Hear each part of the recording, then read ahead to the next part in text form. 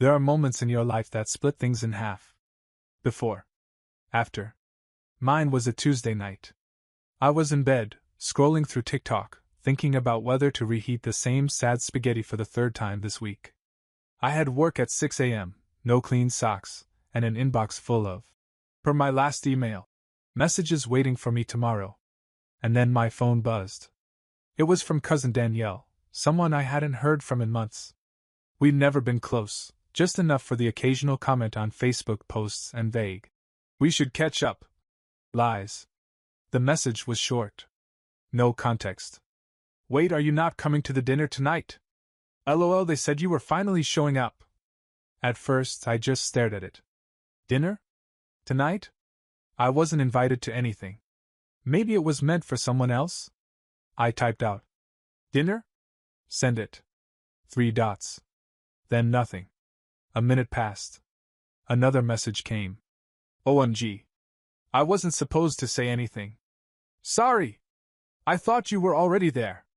My heart did that weird drop it does when your gut knows something you haven't accepted yet. "What dinner?" I asked again. "Where?" she replied. "You really didn't know? It's the usual monthly thing. At Uncle Dave's. Like always." Like always. I put my phone down, sat up in bed, and just stared into space. Monthly thing? At Uncle Dave's house? Every month? Like always? That phrase kept bouncing around in my skull like a pinball. I opened Facebook, went to my aunt's profile, and started scrolling. Her posts were mostly cringe minion memes and recipes with too many cans of cream of mushroom soup. But then I found it. Group photo. Big family dinner. Last month. There was my mom. My stepdad. My cousins. My uncle. My sister. Even my ex was there, and we hadn't spoken in 2 years. I wasn't in the photo. No one had told me it was happening. I clicked back. Another post. 2 months ago. Different night. Same house. Different food. Same people. Still not me. I kept going. There was a dinner photo from nearly every month stretching back over 3 years. Sometimes it was posted publicly. Sometimes it was tagged in stories I'd never clicked. Every time, smiling faces, toasts, cakes, someone inevitably holding a tiny dog in a sweater. Never once did I get an invite. Not even a, "Hey, are you free?" Not a whisper. And that's when it hit me. This wasn't a one-time oversight. This was a tradition. A secret tradition. One I'd been deliberately cut out of. I tried to rationalize it at first. Maybe I missed a message. Maybe it was a misunderstanding. Maybe my invite went to an old number. I checked my texts. Emails. Group chats. Nothing. I even searched family dinner in my inbox like a psychopath. Still nothing. Then I called my mom. She answered after the 3rd ring. "Hey sweetheart, everything okay?" she asked, chipper. "Yeah. Just wondering, were you at Uncle Dave's tonight?" Dead silence for 3 seconds. Then, "Oh, that? It was just something small. Last minute. You wouldn't have made it all the way out there on a weeknight anyway." That was a lie. I lived 15 minutes from Uncle Dave. "You've been doing this monthly?" She hesitated. "Well, not really. Just here and there. We don't always make it." Another lie. I had photo evidence that she never missed one. I didn't say anything. I just let her talk. She filled the silence with some fake concern about my job, asked if I was eating enough vegetables, then wrapped the call with, "We'll plan something soon, okay? Just you and me." I hung up. My phone buzzed one more time. Danielle again. "Sorry again. Don't tell them I said anything. They always say not to post pics when you're not invited." Grimacing face. When I'm not invited? Not if. When? That night I didn't sleep. I lay in bed staring at the ceiling, thinking about every birthday I spent alone, every group text that went dead, every time someone said, "We missed you," like it was my fault I wasn't there. Turns out, I was never supposed to be. And now? Now I wanted to know why. I woke up the next morning feeling like I'd been hit by a truck made of gaslighting. Everything I thought I knew about my family had cracked. It was like realizing you'd been written out of your own life without being told. The script went on without you, and they didn't even bother to recast the role. I didn't go to work. I called in sick, which was mostly true. I felt nauseous and angry and weirdly hollow, like something had been ripped out of me that I didn't know I still cared about. So I did what any betrayed, emotionally constipated millennial would do. I became a digital detective. First, I combed through Facebook, Instagram, even Aunt Marcy's Pinterest board. You'd be amazed what people will post when they think the target isn't looking. The first thing I noticed was that the dinners were clockwork. Always the third Thursday of the month. Same time. Same rotating homes, Uncle Dave's, Cousin Jessica's, sometimes even my mom's house. And every post followed the same format: food shots, group hugs, captions like "Family First Red Heart" or "Nothing better than home-cooked love." Yeah. Real sweet. Until you realize the person reading them is the one being ghosted by the entire guest list. Then I found the spreadsheet. Okay, not a literal spreadsheet, but close. On my cousin Jake's Instagram stories, archived under fam heart emoji, he made this cute little tracker with who hosted dinner each month. Like it was some sacred rotation system. I screen recorded the whole highlight reel, watching as my name never once appeared. Not once. But guess whose name showed up every single time? Ryan. My brother. Even on the months I knew he was overseas, finding himself in Bali. They saved a spot for the golden child who was halfway across the world, yet didn't even text the sibling who lived in the same zip code. But the part that really made my stomach twist? It was the comments. Beneath one of the posts, some selfie with my mom and my aunt in matching aprons, holding a tray of overbaked lasagna, someone had commented, "Where's OP? Haven't seen them in a while." My cousin had replied with, "LOL, you know how they are. Always busy." Busy. That was the cover story. Not, "We didn't invite them." Not, "We haven't spoken in months." Just, "They're always busy." I hadn't been invited to a single family dinner in 3 years, and they were blaming it on me. I sat there in my hoodie, surrounded by empty tea mugs and emotional whiplash, asking myself the same question over and over. What did I do? I wasn't perfect, sure. But I wasn't the black sheep. At least I didn't think I was. I wasn't the sibling who dropped out, or the cousin who got arrested, or the uncle who cheated on his wife at a 4th of July barbecue and had to be escorted out by 2 tipsy grandmas. Long story. I was the normal one. Quiet. Stable. Employed. I sent birthday cards. I brought wine to holidays. I even babysat for free. And yet, nothing. Worse than nothing, erased. Later that day, I got a text from my sister. We weren't close, but she was one of the only family members who hadn't been posting much. So part of me, stupidly, hoped she was on my side. Her message? "Hey, heard you're upset. Just so you know, no one meant to hurt you.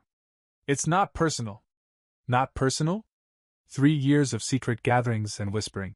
Don't post when they're not invited. And that's what I get? I didn't respond. Instead, I opened Google Docs and started typing. A timeline. Photos. Dates. Tag evidence. Cross-checked who hosted where. Who commented. Who posted. It wasn't about revenge. Not yet. It was about facts. Receipts. Because deep down, I knew what was coming next. Someone was going to lie.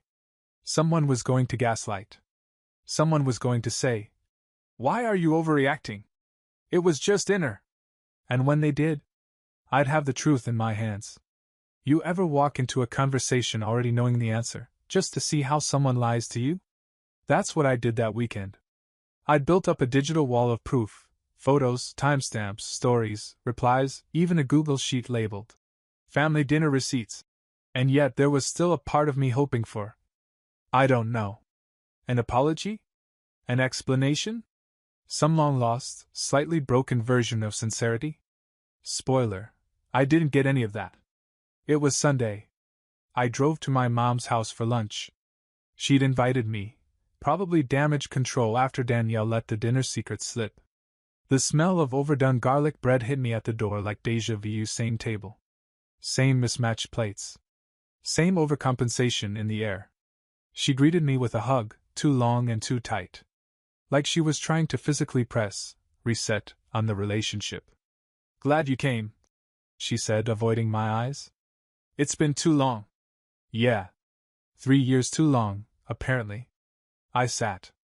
She served lasagna, salad, store-brand wine she poured like it was a peace offering.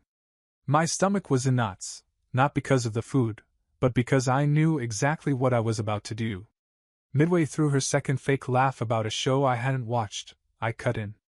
"So," I said, "how was dinner at Uncle Dave's the other night?" Her fork stopped midair. She blinked. "Oh, it was fine. Just something small." I nodded. "Who was there?" She set the fork down, suddenly needing to wipe her hands with a napkin. "Oh, you know. The usual crowd. Not everyone. It's hard to get everyone together these days." "Lies." I tilted my head. "Because I saw photos." She froze. "I didn't know we were doing monthly dinners now," I added, keeping my tone light. "Every third Thursday, right?" She blinked again, slower this time. "It's not official. More like a casual thing. Just whoever's free." "Yeah, seems like everyone's been free for the past 36 months," I said, and this time I didn't smile. Silence. Her eyes narrowed, and I saw it, that flicker of defensiveness. Not guilt. Not remorse. Just discomfort at being caught. "You know how busy you always are," she finally said. "You never come to anything."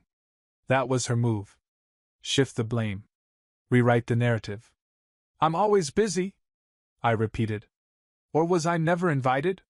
"Don't be dramatic." There it was. I reached into my backpack and pulled out my phone. "Because I made a whole file. Want to see it?" Her expression cracked. I showed her a few screenshots, tagged posts, story highlights, timestamps. She flinched at each one like they were punches, but still she didn't say sorry. Instead, she shook her head slowly and muttered, "This is exactly why we didn't tell you." I felt the air leave my lungs. Not because I was shocked. Because I wasn't. I left. Didn't even take leftovers. Didn't say goodbye. Back in my car, I stared at the steering wheel for a long time. I wasn't crying. Not exactly. My body was just vibrating with disappointment. The kind that settles into your bones and tells you, this isn't miscommunication. This isn't. People make mistakes. This is who they are. They chose to exclude me. Consistently. Willingly. Then blamed me for not being there. It wasn't an accident. It was a decision. That night, I got a message from my sister. "Mom's upset. You really blindsided her. Why are you trying to stir things up now? Just let it go. It was never about you." That part hit different. It was never about you. That line? That told me everything I needed to know. I wasn't the afterthought. I was the omission. And now? Now I wasn't asking for answers. I was going to get them. After the ambush at Mom's house, I didn't speak to anyone for a few days. My phone buzzed with messages, some guilt-flavored, others vaguely threatening. I ignored them all. What no one seemed to realize was that I wasn't just upset. I was curious. Because this wasn't just emotional neglect. It wasn't a, "Whoops, we forgot to include you." It was a system. A rotation. A coordinated calendar of fake smiles and casserole dishes, followed by social media scrubs and digital denial. And I was going to find out how far back it went, and why I'd been erased. It started with Uncle Dave. He's old school. Still uses email. Still has his old AOL address. Still sends out chain letter memes about angels and good fortune if you forward it to 15 friends in 5 minutes. So I sent a simple message. "Hey Dave. Can you send me the guest list from the last dinner? Just trying to update my contacts." It took him less than an hour to reply. I guess boomers really do watch their inboxes like hawks. Attached was a PDF titled, "Family Dinner Rotation Master Copy."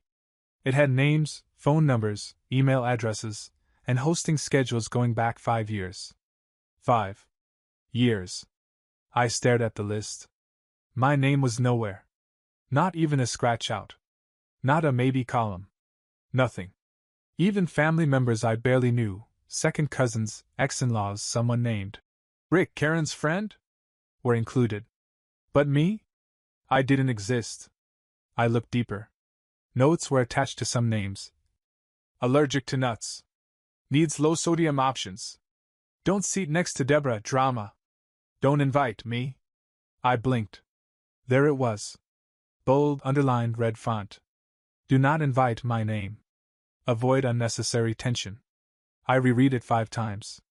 Avoid unnecessary tension? What the hell did that even mean? Then I remembered something. A moment I hadn't thought about in years. It was 4 years ago. Cousin Rachel's engagement party. Everyone was fake laughing through the speeches, half drunk on sparkling wine, and I'd made some offhand comment about Ryan, my golden boy brother, getting away with everything. How he crashed 2 cars and still got bailed out. How he lied on a job app and got promoted anyway. It wasn't a big scene. Just a little truth at the wrong table. People went quiet. Mom pulled me aside later that night and hissed. You embarrassed the family. I said. I told the truth. She said. We don't do that here. At the time, I thought it would blow over. But apparently that's when I got blacklisted. One comment. One dose of honesty. And suddenly, I was branded. Unnecessary tension. Not worth inviting. Not worth even acknowledging for half a decade of dinners. The fake smiles in public, the miss you texts, the birthday cards with a single name scrawled on the inside. They were all cover. Because behind closed doors, my family didn't just dislike me. They had organized around avoiding me. I printed the guest list. Not because I needed more proof. But because I needed something to show them. Because they were about to get together again next Thursday. And this time? I was going to be there. I circled the block twice before I parked. Uncle Dave's house hadn't changed, still the same overgrown hedges, the chipped porch swing, the string lights dangling from rusted hooks. The driveway was full. Minivans, SUVs, and Ryan's absurd Tesla, all lined up like it was Sunday brunch in suburban hell. I sat in my car for a minute, gripping the printed guest list like it was a boarding pass for a plane I was never supposed to be on. It was the 3rd Thursday of the month. Dinner night. I hadn't been invited. Again. But this time? I wasn't waiting for permission. I didn't knock. I walked right in. The door was unlocked, and laughter spilled out before I even touched the handle. The sound of forks against plates, glasses clinking, someone shouting, "Pass the bread!" Followed by, "Use a damn napkin, Mark!" I stepped into the dining room like I was walking onto a stage. 12 heads turned at once. And the silence? Immediate. Uncle Dave dropped a ladle. Someone gasped. Ryan straight up choked on a piece of breadstick. My mom's face drained of color so fast you'd think I had a knife, not a folder. "Hey," I said casually. "Smells great in here." No one spoke. Just shifting chairs, eye contact ping-pong, and the unmistakable collective panic of a group caught in their own lie. My aunt finally broke the silence. "We didn't know you were coming." "That's because I wasn't invited," I said. "For about 5 years, apparently." I held up the guest list. Uncle Dave's eyes widened. My mom looked like she wanted to disappear into the mashed potatoes. "I got curious," I continued. "Funny thing about curiosity, it usually leads to truth. Which, I hear, is unnecessary tension now." I pointed to the note in red on the list. "Do not invite me. Avoid unnecessary tension." Ryan stood up, all fake calm and eye-rolling. "Okay, man. You made your point. No need to be dramatic." I turned to him. "You think this is drama? This is math. 42 dinners. 0 invitations. 1 person excluded." He tried to laugh it off. "You're acting like this was some conspiracy." "It wasn't," I said. "Because I have the calendar. The tags. The comments about how I'm always too busy. You've been erasing me in real time for years, and pretending it was my fault I wasn't there." Someone dropped their fork. My mom finally spoke, her voice brittle. We were just trying to keep the peace. I nodded slowly. By cutting me out of the family? Classy. You always made things complicated. She added. You had opinions. You challenged people. I had boundaries. I corrected. And apparently that was enough to get blacklisted. No one said a word. I looked around the table. Cousins couldn't meet my eyes. Aunt Marcy suddenly found the bottom of her wine glass fascinating. Even the little dog in a sweater looked ashamed. So I gave them one last truth. I'm not here for forgiveness. Or explanations. I just wanted you to look me in the face and admit it. I walked around the table, slow and quiet. You built a tradition out of pretending I didn't exist. Well, here I am. Real. Breathing. Still not good enough for a casserole invite, I guess, but very much alive. Ryan muttered something under his breath. I stopped. What was that? He shook his head. Just drop it, man. You're always so dramatic. I took up my phone. Opened the Notes app. Held it up so everyone could see the list of dinner dates. The guest rotations. The red bolded line. Do not invite. You want to talk about drama? I said. You staged 42 family gatherings like I was a ghost. I'm not dramatic. I'm just done pretending. And with that, I turned around and walked out. No yelling. No flipping tables. No scenes. Just silence behind me, and the sound of truth echoing through a dining room built on denial. I didn't stay for dessert. But I left them with something far better. The taste of guilt. The group chat exploded before I even made it back to my car. I'd barely shut the door when my phone buzzed with a flood of messages. Mom, that was unfair. You humiliated me. Ryan, so you show up once in 5 years and expect a parade? Aunt Marcy, you really didn't need to make a scene, sweetheart. Cousin Jess, you could have handled that privately. Private? They erased me publicly for years. I'd been quiet, patient, civil, and they were mad that I finally pulled a chair up to a table they swore didn't have room. So I typed one message. Just one. I sent it to the entire family group chat titled, Family Red Heart Sparkles, which made me gag a little now. You all say I made a scene. I didn't. I showed up. Like a normal family member. Like someone who still thought they belonged. What I walked into wasn't a dinner. It was a funeral, for honesty, loyalty, and whatever scraps of family I thought we had left.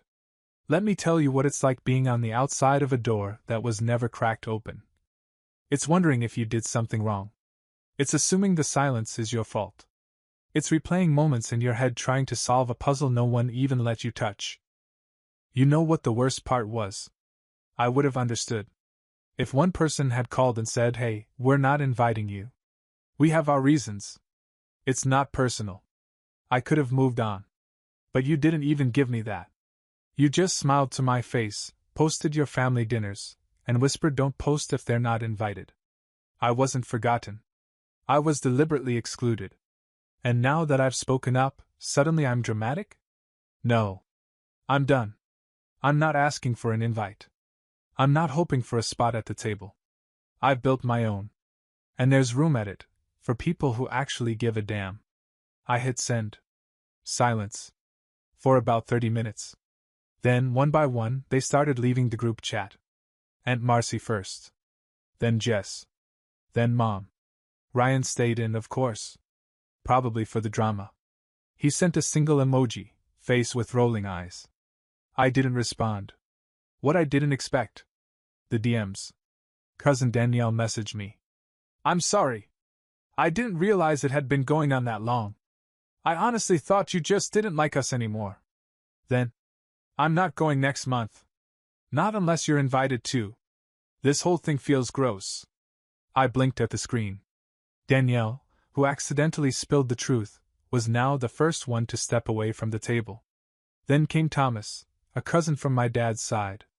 The quiet one who usually lurked and sent the occasional, happy birthday, message 6 days late. I stopped going last year. Couldn't stomach it anymore. Glad you said something. 2 people. Then 3. Then 5. The family dinner list? started shrinking. It wasn't a victory parade. But it was enough. Enough to know that maybe I wasn't the only one who noticed the rot under the surface. That maybe silence wasn't always agreement, sometimes it was just survival. But I wasn't surviving. I was finally living. You'd think after my message in the group chat, they'd stay quiet. Take the L, vanish. Ghost me like they'd done so well for years. Nope. That would have been merciful. Instead, Ryan posted a response. On Facebook. Publicly. For all the world, and all the relatives, to see. It was a long post. 4 paragraphs of self-pity wrapped in a thin layer of gaslight frosting. Some people love to play the victim, he wrote. They disappear for years, then show up out of nowhere demanding attention and accusing everyone else of shutting them out. No one's perfect, but family means forgiving and forgetting, not causing drama for clout. I sat in my apartment, staring at the screen, wondering how someone could fit that much BS into one status. Within hours, it had over 60 likes and a comment thread full of our distant relatives posting popcorn gifs, vague, praying for peace, comments, and my personal favorite. Families drift apart. It happens. Don't let toxic people take up rent in your heart. Toxic. That was the new word they'd assigned me. Not excluded. Not neglected. Just toxic. Because calling someone toxic is easier than admitting you hurt them and liked it. I wasn't going to respond. I was done. But then Aunt Sheila chimed in. The same Aunt Sheila who once told me I was too sensitive for asking why I was the only kid who didn't get a stocking at Christmas one year. Her comment? If people knew the whole story, they'd understand why he wasn't invited. Some bridges don't need rebuilding. I snapped. I didn't post a rant. I didn't go off in all caps. I uploaded screenshots. From the group chat. From the guest list. From old Facebook comments they thought I'd forgotten. I blacked out names, but left just enough context. Then I captioned it. Here's what happens when you call out family for excluding you. They don't apologize. They try to erase the truth. But I saved it. This isn't drama. This is documentation. The post didn't just circulate, it caught fire. Within 24 hours, my post was reposted to Reddit. Someone threw it on r/insane parents, then r/family drama. TikTok narrators got a hold of it. People were tagging me in videos I didn't even make. One creator read my entire group chat message out loud over sad piano music and said, "This is your sign to set your own table. Blood isn't always thicker, sometimes it's just messier." The comments? Thousands. This hit too close. I thought I was the only one. Imagine excluding your own kid and then being mad they noticed. Suddenly, people were messaging me, strangers, saying thank you. Sharing their own stories. Inviting me to their own chosen family dinners. I didn't ask for a movement. But I'd accidentally become the face of it. Meanwhile, the fallout inside my family was nuclear. Ryan deleted his post. Mom unfriended me. Aunt Sheila blocked me. But guess who didn't? Danielle. Thomas. Even cousin Jess, who had originally told me to handle it privately, messaged me. You were right. I was just scared to admit it. I'm sorry. That made 3 people. 3 people who stepped away from a table built on silence. I hadn't just walked out. I'd taken the door off the hinges. And people were finally seeing the mold. 3 months later, it's the 3rd Thursday of the month again. Dinner night. But this time, I'm not waiting by my phone. I'm not scrolling social media with that knot in my stomach, wondering if someone will slip and tag me. I'm not looking at a group chat that called itself Family Red Heart Sparkles, while it silently deleted me one plate at a time. This time? I'm hosting. It started small. Just Danielle and Thomas at first. 2 folding chairs. A homemade pasta that barely held together. A couple of beers and the kind of laughter that feels like warmth, not the kind you force for photos. But then Jess asked to join.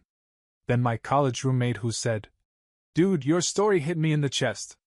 Then 2 coworkers who always assumed I had a big, tight-knit family, until I showed them what was actually behind the curtain. And now? There are 10 of us. Not all related. Not all the same. But real. People who show up.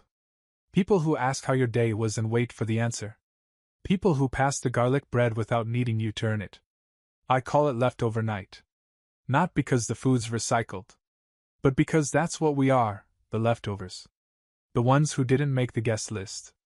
The ones written off as too sensitive, too distant, too much trouble. But you know what?